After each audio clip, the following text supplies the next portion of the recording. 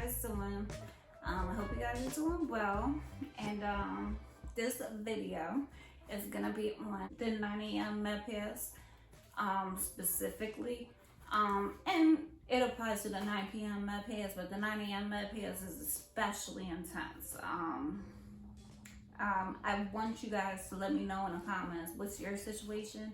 I got a med pass that the majority of it is 9 a.m. pills, and I have a couple blood sugars, but 27 patients is the amount of patients I have, and then I have hour before 9 a.m., hour after 9 a.m. So that's 4.6 minutes a patient, but it's into another video that I did, and you need to check that video out, because as a new nurse, that med pass is ridiculous, and you might feel like you're not doing that good, but it's not really your fault. So check that video out, and I explain that in it.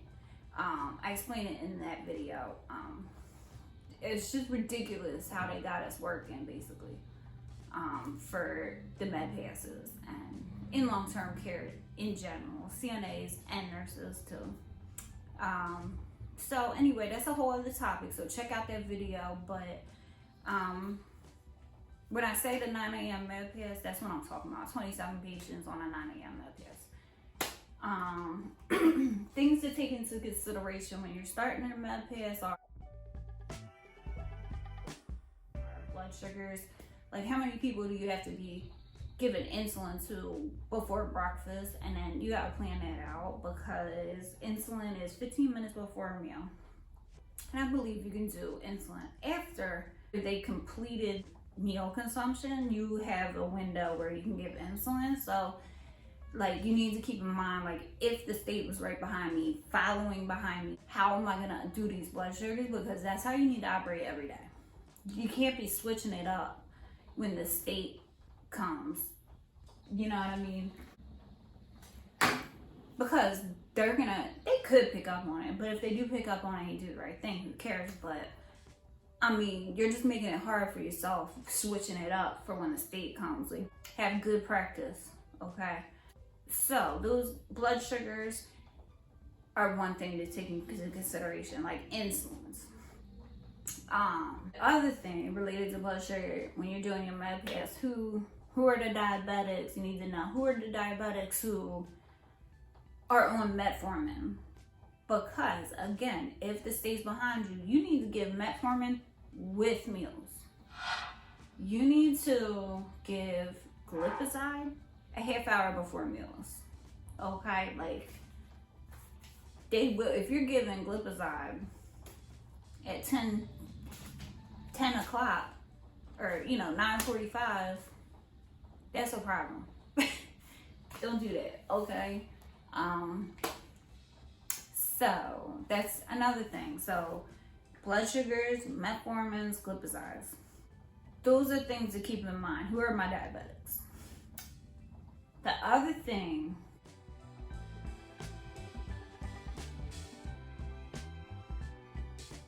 when you're doing your rounds, keep your med pass in mind, okay? On your rounds, hey, how you doing? You good? Oh, my arm hurts, man, it hurts. Oh, my shoulder. All right, you want pain pills? That's on your rounds. 7 a.m. Bam, you already know who wants pain medicine. And you tell that patient, I'm gonna bring you pain medicine when I bring you your regular pills, when I bring you your 9 a.m. pills. You know what I mean? They'll wait. 9 times out of 10, they'll wait. You know what I mean? Like, let your communicate with your patients, develop that relationship, because that'll go a long way in your med pass, okay?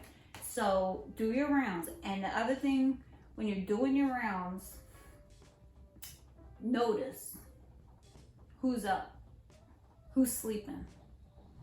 There's people who they're up at like 5 a.m. Like, do those patients before you start your blood sugars. Get 1 or 2 or 3 of them in, okay? A lot of videos that when I was watching MedPass videos for myself, like they would say, oh, get your numbers, like your blood pressures, your blood sugars, get them before you start your MedPass.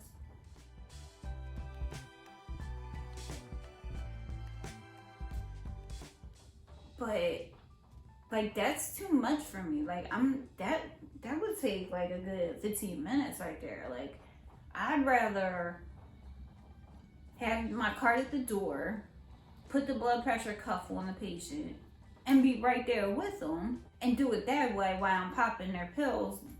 Now, okay, I can see your blood pressure from the door. You know what I mean? And I just won't put in the amlodipine or whatever. You know what I mean? Like that's how I do it. I just make sure I got my blood pressure machine next to my cart before I start on a MedPass, and I do my numbers as I go. And then like make sure your cart is stocked. Make sure you got your half stock meds. Make sure you got spoons, straws, lancets, the finger prickers, the test strips, water cups. Like just make sure you got all your supplies. And then like for you need to stuff your pockets with gloves. Have a glove pocket and have your stethoscope. But here's a pointer on stethoscope. See my stethoscope, how it's stiff right here? That's because I constantly wear it around my neck. So now, and then when I put it on, it's so stiff when I move the stethoscope, like say I'm doing vowel sounds, when I move the stethoscope, it moves it around my ear. And that comes from the lipids in your skin over time cause your tubing to become stiff. So don't do that. You gotta either put it on your cart in the drawer or like roll up your stuff. What am I doing? Like coil it up and like, see it's so hard to coil this one up, but put it in your cargo pocket. Or like a couple of years ago, I used to have this, I call it a stethoscope holster. Just like you would have a gun holster, you would have a stethoscope holster. It goes on your hip and it goes just like that. And that's how you walk. It doesn't get caught on stuff, but if you keep it around your neck, it's gonna mess the stethoscope up. Like, don't make that a habit. You can do it for a second and then take it off. And when you get to the car, put it on your, disinfect it and put it on your holster, put it in your drawer. But make sure you got your stethoscope when you start the MedPass. Of course, pen. I just always fold up a piece of paper and put it in my pocket. And then if I need it, I always have my pen and my paper. Just jot something down real quick. The other thing you need on your MedPass, just keep your scissors. I always throw in like a couple alcohol pads, and I'll throw like a finger pricker in my pocket, and I'll throw some the test strips. I'll throw that in a pocket because sometimes the glucose machine will tell you not enough sample. So, if the state's behind you, just keep an extra strip on top of the cart somewhere that is nice and clean and sanitary, blah, blah, blah, blah. Just like be perfect with the state, okay? So gloves, alcohol, any little supplies, keep it in your pocket that you can. Alcohol pads, pen, paper, yeah, all that, okay? So just bring your cart close to where you're working, all right? And a lot of these, a couple MedPass videos I saw, like they'll be like, oh, bring your cart in the dining room, because like pre-pandemic, it was like all these patients would be in the dining room. But I'm not going to sit here and tell you that because that's wrong. MedPass with the state, that's how you do. I'll link that video above and I'll put it in the description box. That's what you need to do in that video. So anything that deviates from that video, I'd be telling you wrong. Alright, so no, you can't bring the cart in the dining room and do your like, you can, people do that, like, let me stop, I ain't even gonna say all that, but anything that deviates from this is wrong, okay? Meds are to be done in the room with privacy provided only. Privacy and safety only. That's the only place you can do meds, okay?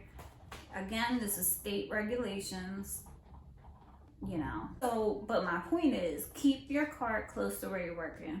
If you're doing this room, you might pull the cart up to your room, then you can throw your sharps away, take off your gloves, bam.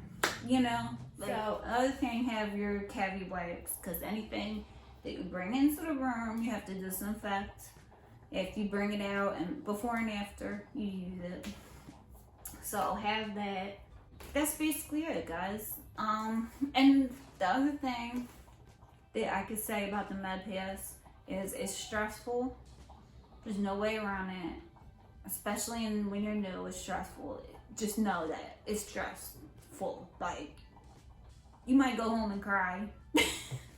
Like, I didn't, but you know, I was like almost crying a couple of days. Like, it was just like overwhelming, and then you see everybody sitting down, their work is done, and you're like, oh my god, I'm struggling, and it's like upsetting.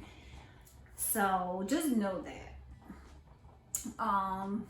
The second thing, when you're feel yourself rushed and you're rushing and you're like trying to get it done, like, remind yourself, be safe.